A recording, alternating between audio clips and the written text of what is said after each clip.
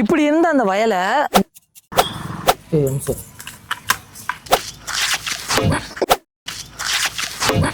இந்த வீடியோ பார்த்தீங்கன்னா ஒரு கிரிக்கெட் பிச்சு ரெடி பண்ணுற வீடியோ. இப்போ பார்த்தீங்கன்னா இது வந்து ஒரு இது விவசாயம் பண்ண வய. இப்போ வந்து கோடை காலத்தில் வந்து இந்த வயலை நம்ம வந்து ஒரு பிச்சா மாற்ற போகிறோம். இப்போ அந்த பிச் கண்டிஷன் நான் காட்டுறேன் பாருங்க. இப்போ எப்படின்னு இப்போ தான் ஒரு வாரத்துக்கு முன்னாடி மழை பெஞ்சிருக்கு. இருந்தாலுமே இந்த இடம்லாம் வந்து கரடு மூடாக இருக்குது. இப்போ நம்ம இப்படியே நம்ம கிரிக்கெட் விளையாடவே முடியாது. இதை நம்ம வந்து நமக்கு ஏற்றாப்புல இதை நம்ம மாடிஃபை பண்ணி விளையாடுறோம். இப்போ எப்படின்னா இதில் வந்து நான் ஒரு பிச்சு உருவாக்க போகிறேன். அந்த பிச்சு எப்படி இருக்குது அப்படின்னு சொல்லிட்டு அதெல்லாம் என்னென்ன பண்ண போகிறோம் அப்படிங்கிறத அந்த ஃபுல் வீடியோ நான் பண்ண போகிறேன். வரப்பெல்லாம் நான் எடுக்க போகிறது கிடையாது.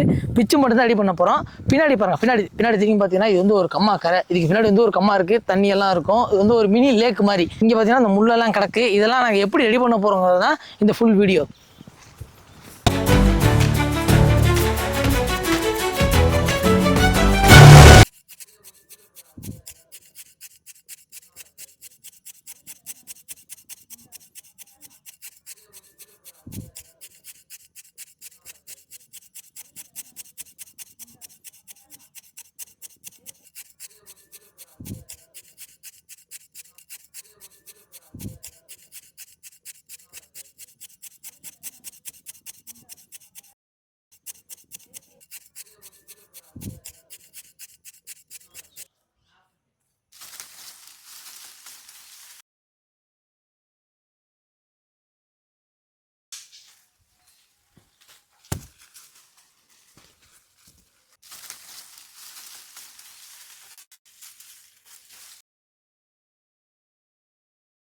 இப்போ பார்த்தீங்கன்னா நம்மளோட விக்கெட்டை வந்து நல்லா வந்து மண்வெட்டியை வச்சு நல்லா நீட்டாக செதுக்கிட்டோம்.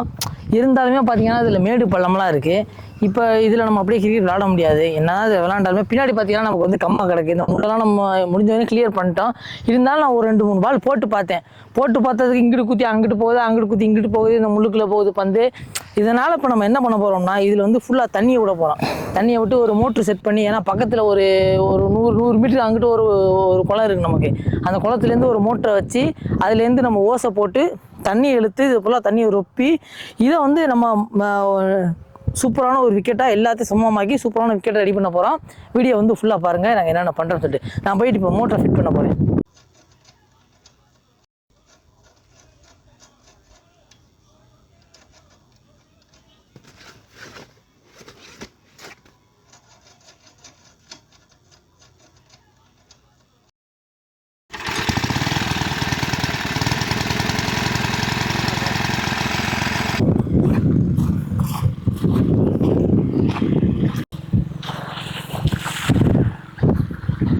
இப்போ நேரடியாக நம்ம அந்த ஓசை நம்மளோட பிச்சில் விட்டோம்னா என்ன ஆகும்னா பிச்சில் வந்து பள்ளம் வந்துடும்.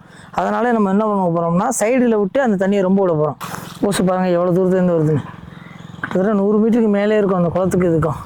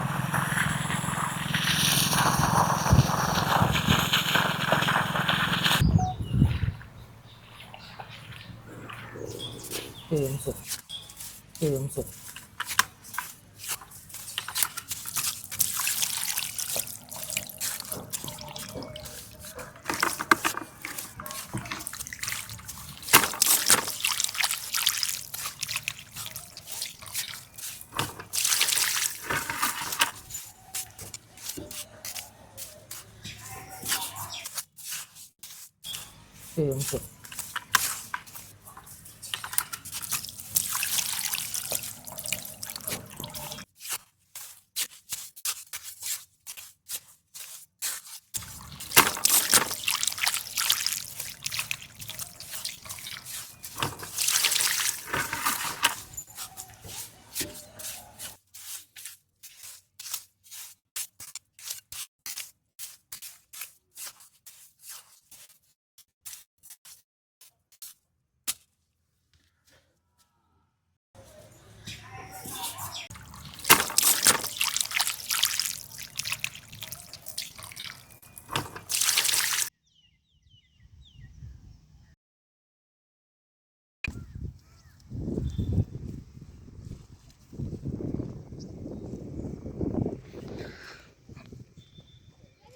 A few moments later.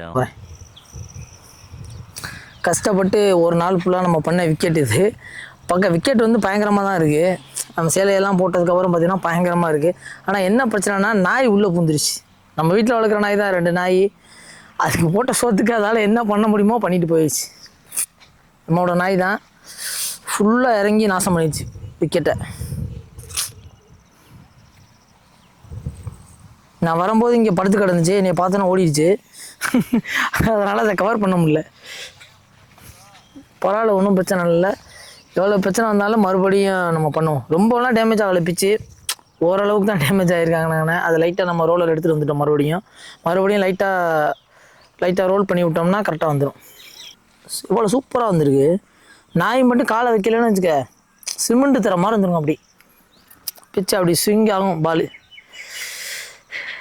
அந்த அளவுக்கு பிச்சு பண்ணிட்டு கடைசியில் அப்படி ஆயிடுச்சு. நான் வந்து மாடு தான் இறங்கும் பார்த்தேன், மாடு தான் இறங்க போகுது அப்படின்னு நினச்சேன். கரெக்டாக நாய் வரும்னு எதிர்பார்க்கவே இல்லை, இறங்கிடுச்சு. சா, எவ்வளவு தடங்கள் வருது.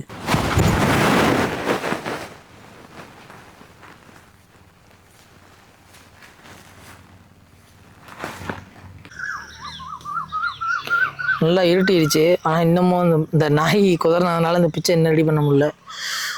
இப்போ ஓரளவு மேக்ஸிமம் ரெடி ஆகிடுச்சு. அந்த நாய் குதறின பள்ளம் எல்லாமே வந்து மறுபடியும் மண்ணை போட்டு மறுபடியும் ரோலரை வச்சு உருட்டி விட்டு ரெடி பண்ணியாச்சு. மறுபடியும் இப்போ இன்றைக்கி நைட்டு சீலையை போட்டு போக போகிறோம். இன்னும் ஒரு இப்போ மணி பார்த்திங்கன்னா கிட்டத்தட்ட மணி எத்தனை 6:41 ஆயிடுச்சு. இன்ன வரைக்கும் நான் இங்கே தான் நிற்கிறோம். 7 மணி ஆக போகுது. இன்னும் சன்லைட் எல்லாமே போயிடுச்சு.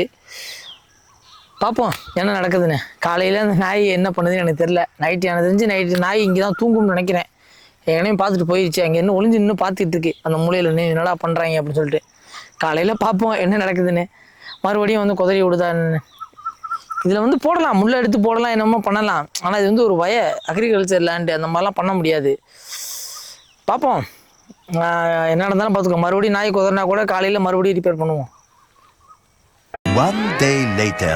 இப்போ பார்த்தீங்கன்னா நேற்று இந்த பிச்சை வந்து நம்ம சேலையை போட்டு மூடி வச்சுருந்தோம். இன்றைக்கி இது எப்படி இருக்குன்னு தான் பார்ப்போம். ஒரு நாள் ஆயிடுச்சு. நல்லா மத்தியான வெயிலில் இப்போ இந்த சேலையை எடுக்கிறோம்.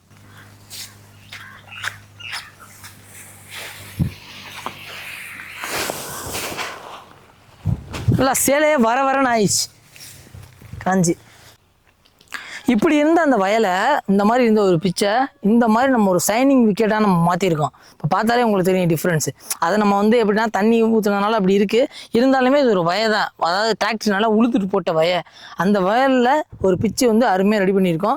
இன்னமும் இந்த பிச்சு காயலை. இப்போ தான் வந்து நம்ம மேலே உள்ள சீரியை எடுத்துருக்கோம். இப்போ வந்து சைனிங்காக இருக்குது. இது இன்னும் காயணும். இன்னும் ஒரு 2 நாள் ஆகும் கரெக்டாக. இந்த பிச்சு நல்லா காஞ்சி இந்த சைடில் இருக்க சேரு செவதி மண்ணி எல்லாம் காஞ்சி சரியாகிறதுக்கு 2 நாள் ஆகும். இப்போ கூட பிரச்சனை இருக்குது. இப்போ கூட நாய் வந்து குதறிச்சுன்னா இந்த பிச்சு நாசமாயிரும். இப்போதைக்கு பிச்சு வந்து ஒரு 60% ஒர்க் முடிஞ்சு. இப்போ என்னென்ன ஒர்க் இருக்குன்னா, இந்த சைடில் உள்ள இந்த சவதியெல்லாம் கொஞ்சம் ஆல்ட்ரு பண்ணிவிட்டு அப்புறம் வந்து ஸ்டெம்பு வச்சுட்டு நல்லா காய்தான்னு பார்த்துட்டு மாடு ஆடி இறங்காமல் நம்ம கொஞ்சம் வாட்ச் பண்ணிக்கிட்டு வந்தோம்னா போதும், நம்மளோட பிச்சு ரெடி ஆயிரும்.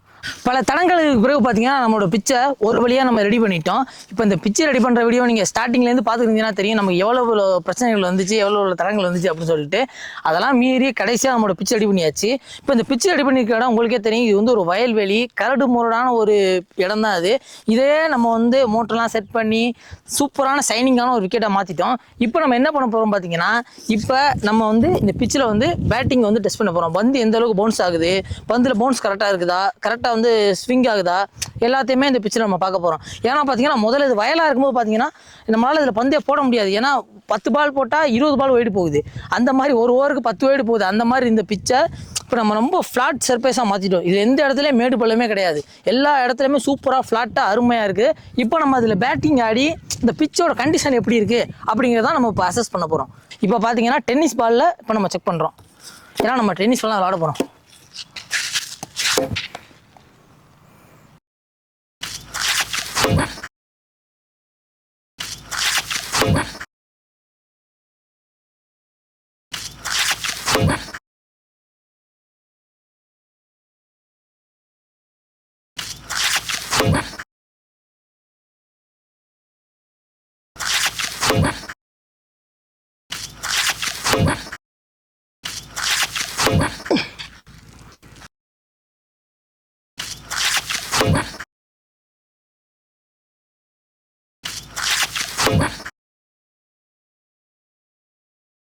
கரெக்டாக பேட்டுக்கு வருது, நல்லா பேட்டுக்கு வருது. நல்லா இது வந்து ஒரு நல்ல ஒரு பேட்டிங் விக்கெட்டு. பவுலர் கொஞ்சம் கஷ்டமாக தான் இருக்கும். ஸ்பின்னெல்லாம் அந்த அளவுக்கு எடுக்க மாட்டுது. கரெக்டாக பேட்டுக்கு வருது பால். நீங்களே பாருங்களேன் இதை.